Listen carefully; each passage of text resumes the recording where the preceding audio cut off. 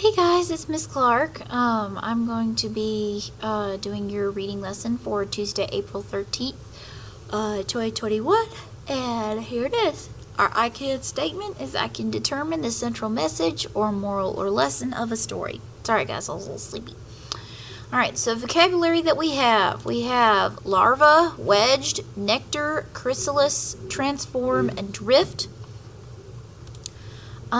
Today we will focus on identifying the central message of the book. So in just a few sentences, what is the entire story mostly about, and what are the details that support the central message? We want to make sure we differentiate between the central message and the supporting details. Okay, so real quick, I'm going to do a very quick read aloud again of Butterfly House, or if you want to, you can watch the YouTube version. YouTube video if you don't want to listen to me read. Alright, so it says, when I was just a little girl, I saw a small black creature like a tiny worm and saved it from a greedy jay who wanted it for lunch. I carried it inside, safe on its wide green leaf. My grandpa said it was a larva and soon would be a butterfly. We laid the larva carefully on thistle leaves inside an empty jar, put it in a twig for it to climb, then made a lid of soft white paper all stuck around with glue. My grandpa knew exactly what to do. I raised a butterfly myself, he said, when I was just your age. How strange to think my grandpa once was young like me. We would have been best friends if I'd been there back then, I said. My grandpa smiled. It worked out anyhow. We're best friends now. Up in his room, we found a box. I cut a window in its side and covered it with screen. Soon I could look inside and see my larva looking back at me. What would she see? A human face so big and scary, strange and starey? What would she think? I want it pretty till she goes, I said, and so Grandpa and I drew flowers on colored paper. Coneflowers, purple, blue, and marigolds, latana, bright as flame, and thistles too. We wedged a garden twig inside the box for her to walk on so her wings could dry once she became a butterfly. My grandpa knows the flowers butterflies like best, the ones where they can rest and drink the sweet, clear nectar. So nectar is like the juice inside the flowers. We glued the painted flowers inside the box so it was bright with color, made a sky above, the lid all blue with small white cotton clouds, and green with tops of trees that seemed to sway in soundless air. I made a curve of rainbow like a hug to keep her safe while she was there. We set the jar inside and closed the painted lid. Through the screened window I could see the garden house, a place of flowers and space and waiting stillness. Each day I put out leaves for food and watched my larva change. My grandpa knew when it was time to gently pull away the paper top she hung from. I taped it to the wall inside her house and let her be. She would hang free inside the chrysalis that kept her hidden from the world. Okay, so remember she was in a jar. Now she's in a little house.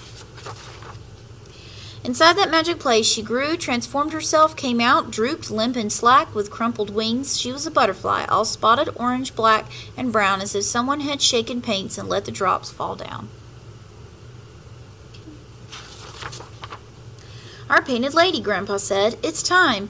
He meant that it was time for her to leave for a new life. I swallowed tears. From the beginning I had known today would come. Now it was here. My grandpa took my hand. Cry if you like, he said. We understand.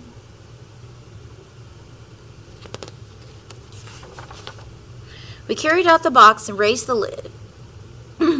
I watched her falter as she felt the first warm touch of sun, saw trees, felt breezes brush against her wings. She rose, then rested on the fig tree branch. I saw her fly. Goodbye. That's not the end of the story. So many years have passed. I am as old as Grandpa was that spring when I was young.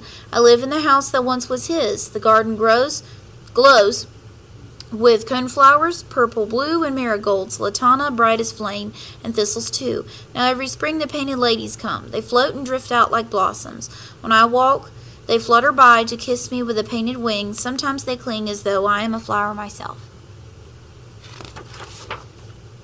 My neighbors cannot understand. Our flowers are the same as yours, they say each time they visit me. We even planted thistles to invite the butterflies, but they don't come. They fill your air like autumn leaves. Although it isn't fall, it's such a mystery. I smile. It's not a mystery at all. Where are the neighbors? I think my painted ladies talk among themselves of how their great-great-grandma, too far back to say, was saved from being eaten by a jay. This young girl made a house for her, they whisper as they fly, a painted garden in a box, so she'd see beauty as she hung in that half-sleep that we've all known. So half-sleep means like, in her chrysalis. This is the girl, but older now. We visit her each spring to give her back the love she gave to us so long ago. It's not a mystery to me. I think I know. Alright, the end. Alright, so here's the back cover. Alright, so next thing you're going to do is we're going to talk about how to determine the central message. So step 1, what is the problem in the story? Step 2, what does the character do about the problem? Okay, so what's the little girl do?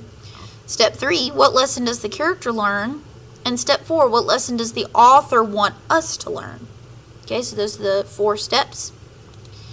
And then what illustrations or photographs could be added to reinforce the central message of the book? How might the author's intended message change if the details did not support the central message? And then what other details could the author have included to make the central message more clear? Alright, so you are going to be completing the chart that has the central message in the middle.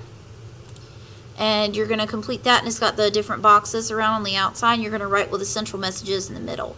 Okay, so you're going to do that. That's your assignment today. I hope you guys have a great day, and I will see you in my next video. Bye!